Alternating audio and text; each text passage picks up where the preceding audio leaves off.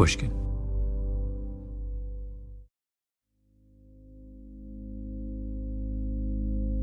Something there is that doesn't love a wall, that sends the frozen groundswell under it. Robert Frost, one of the greatest American poets, reading Mending Wall. I let my neighbor know beyond the hill, and on a day we meet to walk the line and set the wall between us. They walked together down the border of their properties, between his apple orchard and his neighbor's pine trees. Every spring they have to mend the wall, hauling stones to fill the gaps. The narrator asks his neighbor, do they really need a wall to keep pine and apple trees apart? He only says good fences make good neighbors. Spring is the mischief in me, and I wonder if I could put a notion in his head. Why do they make good neighbors? Isn't it where there are cows? But here there are no cows. Before I build a wall, I'd ask to know what I was walling in or walling out, and to whom I was like to give offense. My name is Malcolm Gladwell. You're listening to Revisionist History, my podcast about things overlooked and misunderstood. This episode is about the most famous line from Mending Wall. Good fences make good neighbors. Written in 1914, as if it were yesterday.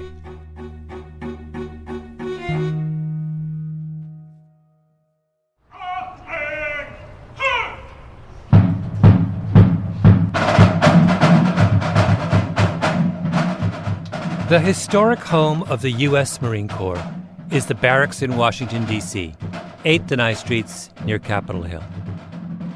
From May until the end of August, every Friday night, the public is invited for evening parade.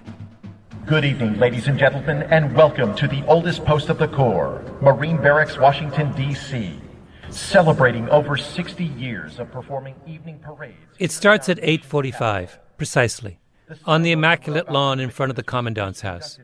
The ritual of honoring the flag, the famous silent drill, the drum and bugle corps. Marines in the traditional white with dark blue tunics. 1 hour and 15 minutes of precision marching.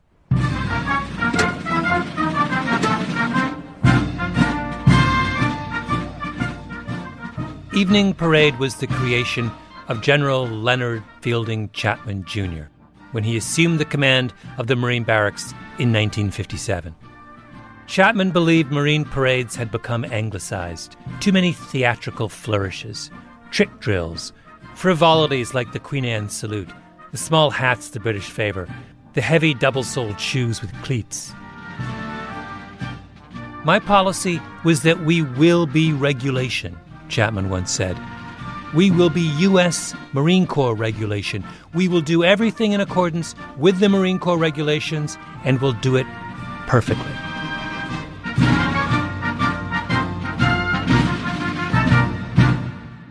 I've met a handful of senior military leaders in my life. They're not like CEOs, who represent an infinite range of variation on the general theme of tall white guy. Generals are the product of one of the world's largest and most rigorous meritocracies. To get to the top, they've had to be more disciplined than the disciplined people, and then, at the next level up, smarter than the smart people, then, at the level after that, more charismatic than the charismatic people, and on, all the way up to 5 stars. Generals are the winners of a single elimination tournament that goes on for 30 years.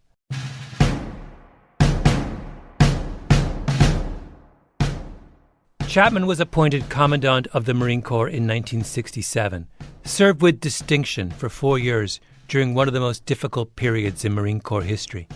He was a Southerner who loved Lincoln, a voracious reader, an intellectual, the man who did as much as anyone to bring the Civil Rights Revolution to the Marine Corps. Chapman was once interviewed by a Marine Corps historian, and by the end of the recording, which runs for hours, you want to follow him into battle. Toward the end of the war, when we were pulling out of Vietnam, I came to the decision that we were going to clean house, shape up or ship out. Chapman shrank the Marines from 300,000 to 200,000 men, let go every Marine that he felt did not measure up, made sure everyone who remained knew what the score was. And I'd make my speech about tightening up the Marine Corps and going back to our standards. And I got applauded every time. And it was in such sharp contrast to what was happening in the other services. See, the other services loosened their standards. Long hair, beer in the barracks. Navy especially. Navy especially, yeah. We went exactly opposite directions. The Navy loosened their standards, so did the Army. Tell me, what did he look like? Well, he was very handsome. He was, the pictures of him when he was young, a pretty incredibly, dashing sort of man. This is the general's granddaughter, Danielle Chapman. And he was still very handsome when he was in his 60s and 70s and tall. He still had that military posture to him, also just an incredible stamina. And he actually was very proud of that, too, on the golf course, that until he was in his 80s, he walked and carried his clubs, and he would really rib his buddies about that. And he would say, they would ride in the cart, and he would say, they're over there riding in the cheeseburger wagon, but he was he was walking and carrying his clubs the whole way. General Chapman retired from the Marine Corps in 1971, but he didn't take a lucrative job in the defense industry like so many ex-military brass do. Instead, he goes to his boss, the Secretary of Defense, and asks for help in finding another job in government. He gets his wish. In 1973, he's named commissioner of what was then called the Immigration and Naturalization Service, the agency responsible for securing the borders of the United States. Now, why does he do that? Being head of the Marine Corps is a job of enormous prestige. The INS in 1973 was a backwater. Why would someone take such a big step down? It's not obvious until you think about what Chapman has just been through. Vietnam. He ran the Marine Corps during the worst years of the war. And what was Vietnam? A war about a border. The country was split in two, with a communist government in the north and a pro-Western government in the south. And the north kept sending insurgents across the border to make trouble in the south. That's why the U.S. went to Vietnam, to secure the border.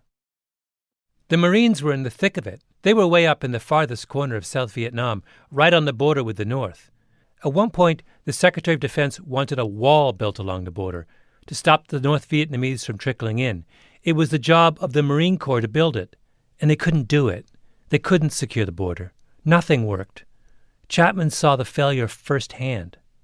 The trouble with Vietnam for the Marine Corps was that the Army was in charge of the whole thing. Chapman's son Walton joined the Marines and served in Vietnam. And the Marines that were there, my dad had no tactical control. In other words, he couldn't tell the 26 Marines to leave Khe Sanh and go somewhere else. General Chapman would make the long journey to Vietnam many times, but all he could offer was moral support. There's a moment in his oral history when Chapman describes the orders that came down from the Pentagon when the U.S. military shipped out of Vietnam. Each branch of the military was supposed to pack up and send home anything worth more than $50. Chapman said no. The Marines would bring home everything worth $5 or more. Furthermore, I issued an order that we leave our spaces in Vietnam ready for inspection. Everything cleaned up, all the trash buried, all the temporary buildings knocked down and disposed of, and we did that too. We left every one of our areas in impeccable condition, ready for inspection. That's what the Marine Corps was reduced to in Vietnam, being the best at tidying up behind them. How could someone like Chapman be satisfied with that? If he couldn't defend the borders of South Vietnam, then maybe running the INS would be his second chance. He would have liked nothing better than to be able to say, yes, the border is secure, Mr. Secretary of the Interior. The border is now secure.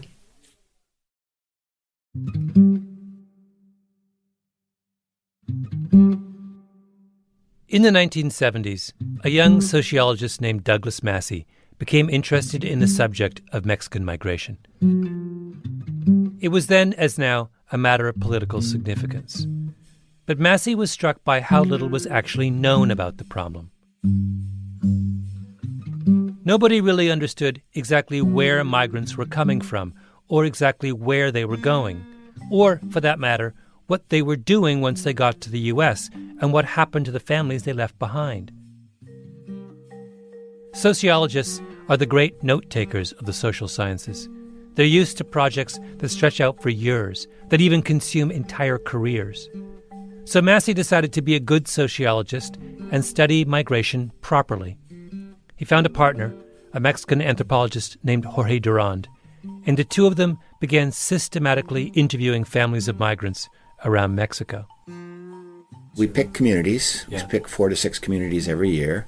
We do a complete household roster and collect basic sociodemographic information on everybody in the household, plus detailed information on everybody's first and last trip to the United States and the total number of trips they've taken.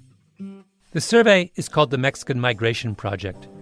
After 30 years, it's massive. Millions of life years of information, case histories, extraordinary detail. It's the gold standard. This has got to be one of the world's biggest migration databases. It's certainly the biggest and most reliable on Mexico-U.S. migration. When the government wants to know what goes on, they don't go to the Border Patrol because their data are lousy. They come to the Mexican Migration Project. In all of your work with this project, was there anything you ran across that really surprised you? I guess what surprised me in the late 70s when I first saw this was just how routine it had become and how institutionalized the circulation was and how it was woven into the fabric of Mexican life at the time. How institutionalized the circulation was. The principal finding of the Mexican Migration Project is that Mexican migration to the United States has a distinctive pattern. It's overwhelmingly circular. Mm-hmm. Now, what does circular mean exactly? It means they work seasonally in the United States and return home on an annual basis to be with their families. So these workers, are they leaving their families back in Mexico? Yes. Yeah. It's overwhelmingly male, young males, and the typical pattern is you go for several times to earn some money to help you back home. What made the back-and-forth circulation possible was the fact that for most of the 20th century, the border between Mexico and the United States was porous, more of a line on a map than an actual border. The Border Patrol was a tiny force in those years. There were no walls, no surveillance drones. If you got stopped, you got turned around and sent back home. Then you tried again. Our family is mainly a family that was born and raised in the border area. Carlos Morentes, a labor organizer and former migrant worker, talking about his childhood in the 1960s growing up in Juarez, Mexico. He and his friends used to swim across the Rio Grande, carrying watermelons that they would sell on the American side, like the river was a pond in their backyard. We did not have a sense that we were living in 2 different countries. To us, being children means that, that we were living in a big city with 2 neighborhoods, one south of the river, one north of the river. What Morentes is saying in economic terms is that the cost of crossing was effectively zero. It was free. And what happens when something is free? You use as much of it as you can. Usually they leave in February, March as the seasons start picking up, and then return in December for the holidays. And there's a big fiesta in migrant-sending towns. Massey's saying that Mexico was where family and roots were. It was cheap and close. America was where money could be made, easily and quickly. This is not the way, say, Jewish immigrants came to the United States in the 19th century. They didn't go back to Eastern Europe every summer. Nor did the Italians who came over in the same period. Entire villages moved en masse from southern Italy to the United States, permanently. The price of returning where they came from was not zero. Their homeland was not welcoming, and even if it were, the cost of crossing the ocean was so high that it could not be done routinely. But Mexican migration was different. Carlos Morentes remembers his grandfather telling him that he wanted to return to Mexico, to Zacatecas. So the attraction to go back to Mexico will be to go back to your real homeland, to the rural communities that you left behind, with families, with your history, with everything, all your identity.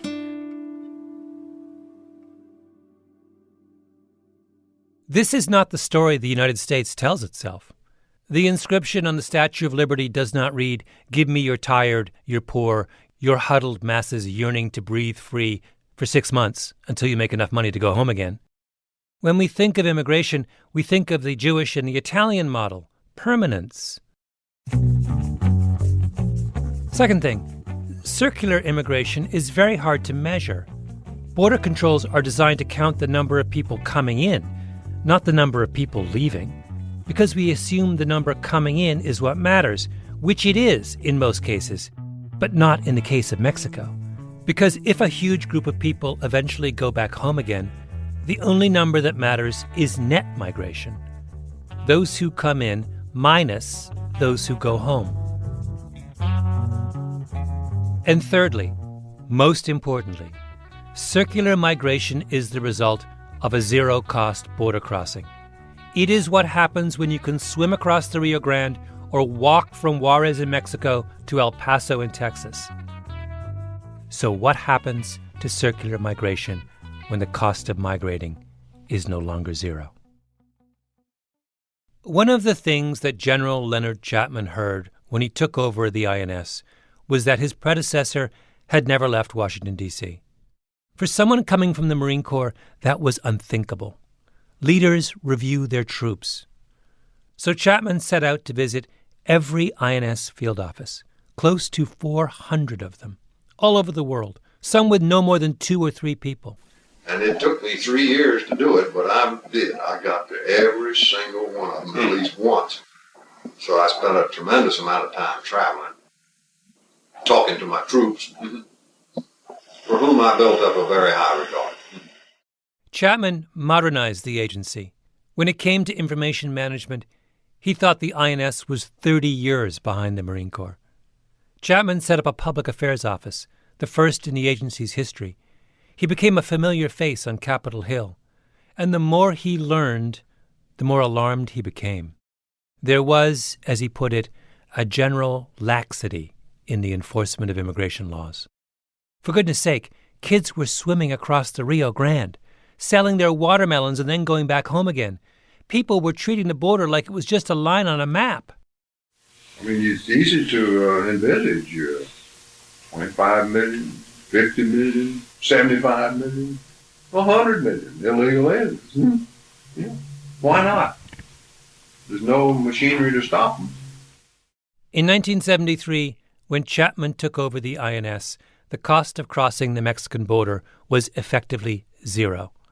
By the time he left in 1977, it was not. And so it begins. In 1986 comes the Immigration Reform and Control Act, which militarizes the border. Then Operation Blockade, which stiffens up the border crossing in El Paso. Operation Gatekeeper, which stiffens up the border crossing in San Diego. The budget of the Border Patrol between the mid-1980s and 2010 increases tenfold. And then today, where the Attorney General of the United States sometimes sounds like Commandant Jefferson Sessions. I have put in place a zero-tolerance policy for illegal entry on our southwest border. If you cross the border unlawfully, then we will prosecute you. It's that simple. The cost of crossing the border has been escalating for a generation. And it began with Leonard Chapman. We ran a Gallup poll right after I first got there that showed that only something like 15% of the American people had ever heard of the problem. when I left, 3 years later, we had another Gallup poll, and over 85% had heard of it. In his years in office, Chapman made 250 speeches across the United States. This is at the same time that he's personally visiting every INS field office and overseeing the complete overhaul of the agency and making his argument over and again on Capitol Hill and giving hundreds of press interviews. The United States went from an INS headed by someone who never left his desk to an agency headed by someone who couldn't stay at his desk. He was relentless. Waking America up for that, for telling America about a problem they didn't know they had. Americans didn't think they had an illegal immigration problem. Leonard Chapman convinced them that they did.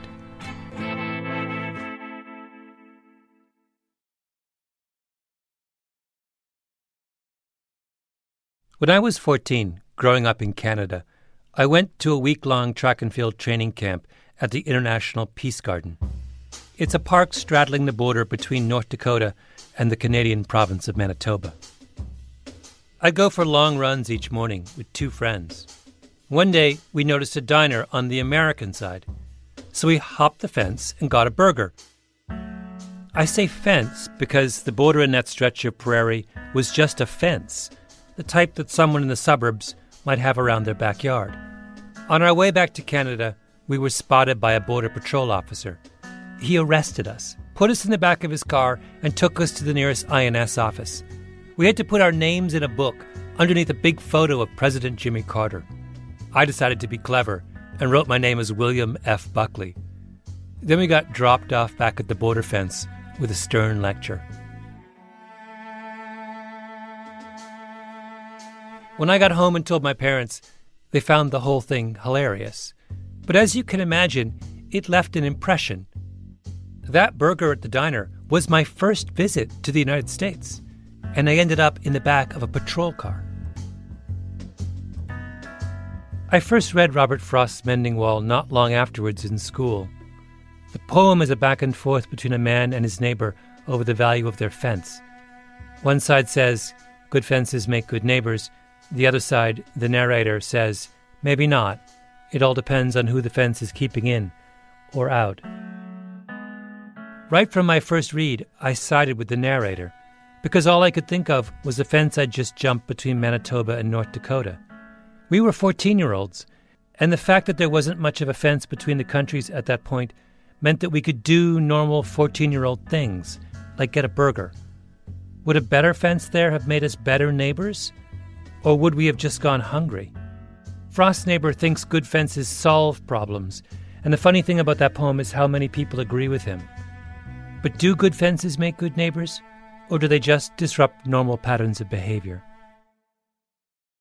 So what happened when the Mexican border became a good fence? Well, the historical Mexican migration pattern was that young men came to America, worked, went home, came back, went home again. That's what Douglas Massey documented in the Mexican Migration Project. Our data from the Mexican Migration Project indicate that between 1965 and 1985, 85% of all undocumented entries were offset by departures, so the net inflow was small. Between 1965 and 1985, lots and lots of Mexican migrants came to the United States without legal status, but almost all of them eventually went home. But then the Border Patrol was expanded. The crossing opportunities through El Paso and San Diego were shut down, and migrants had to adapt. They shifted from the fortified crossings in El Paso and San Diego to the most brutal parts of southern Arizona. Now you're out in the middle of high desert, open desert. It's bitterly cold at night, boiling hot during the day. There's no water, and deaths mount.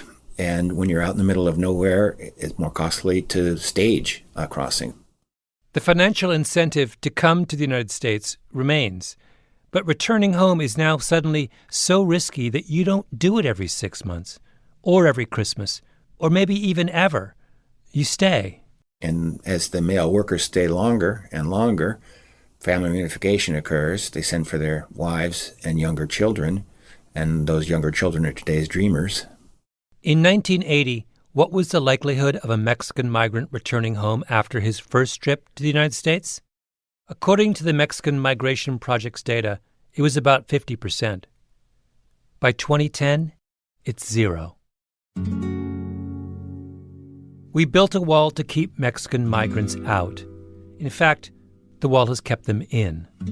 People who would otherwise have gone home stayed so long they put down roots. In March of 2016, Douglas Massey, along with Jorge Durand and Karen Pren, published a brilliant paper in the American Journal of Sociology, Why Border Enforcement Backfired, in which they ask a hypothetical question. What would have happened if the United States had done nothing over the past 30 years, frozen the budget and staff of the Border Patrol at 1986 levels, allowed for some circular migration? The researchers estimate the undocumented Mexican population of the U.S. would be about a third lower than it is now. This is according to the people who know more than anyone else about Mexican migration, who have access to one of the biggest immigration databases in the world. And what is their conclusion?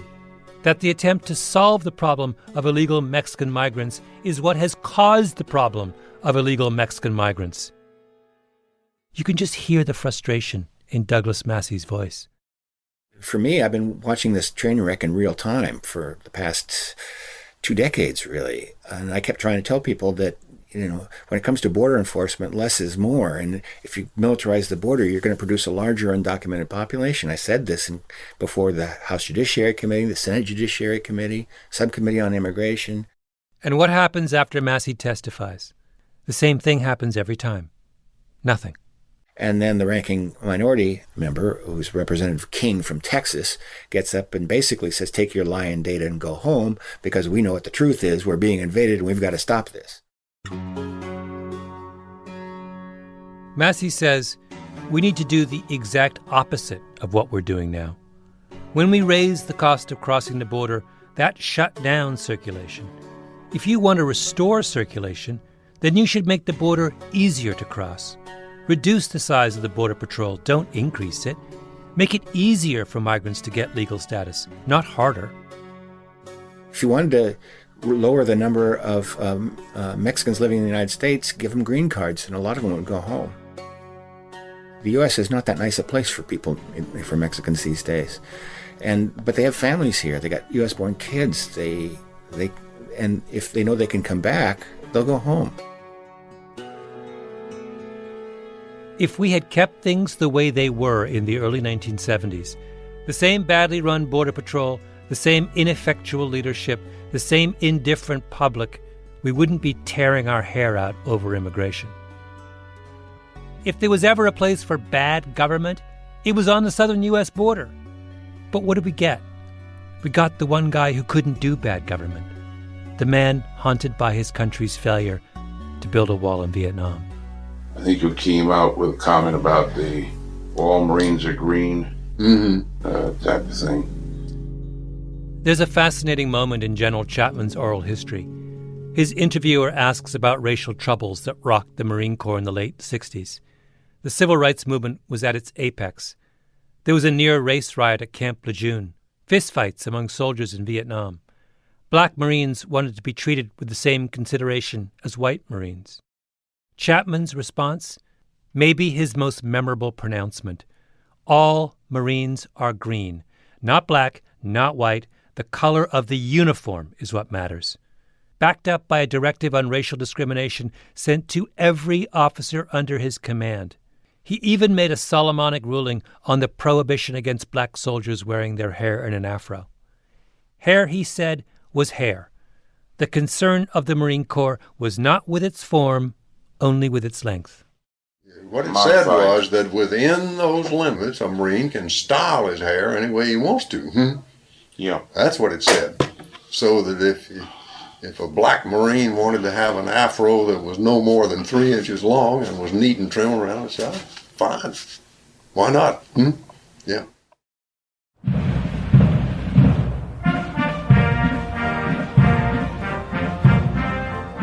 And the evening parade? To participate in the evening parade at 8th and I, you used to have to be a perfect specimen of military manhood. More than 6 feet tall, no glasses, and white. Chapman says, why can't you be a perfect specimen of military manhood and black? He desegregated evening parade. That got him hauled before a congressional committee full of angry Southerners. Chapman describes the experience with typical understatement as a, quote, interesting few hours.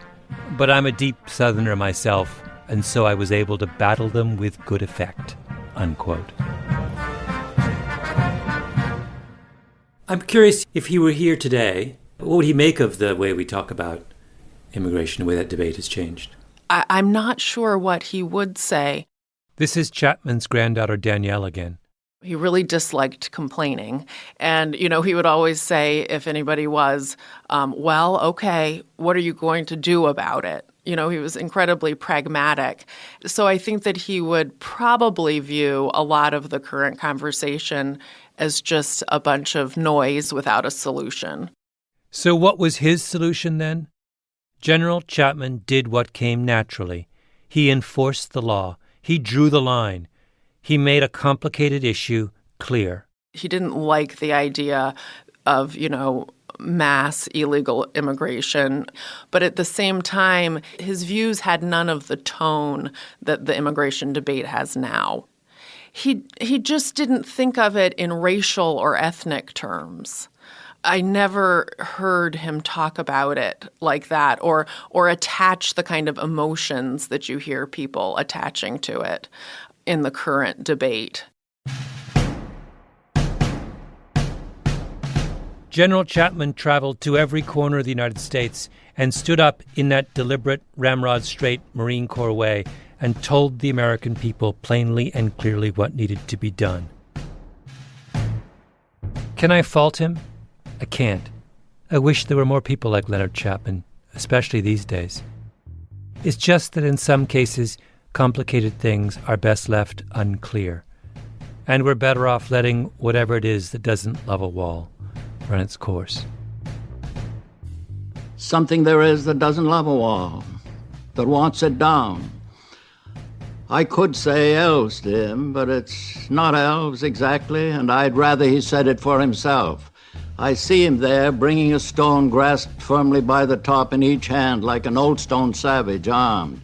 He moves in darkness, as it seems to me, not of woods only, in the shade of trees. He will not go behind his father's saying, and he likes having thought of it so well, he says again, good fences make good neighbors.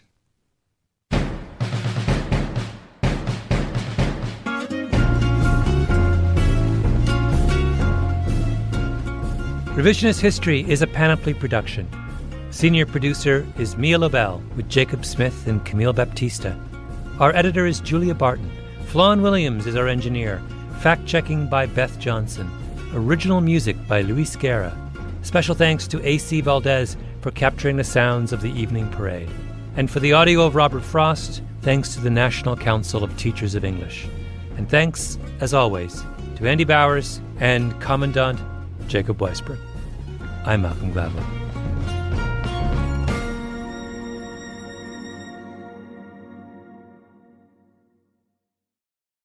I think the only time I can remember him really getting angry with me was when I kind of blasphemed the Constitution, and I don't know why I would do that, except I was a teenager.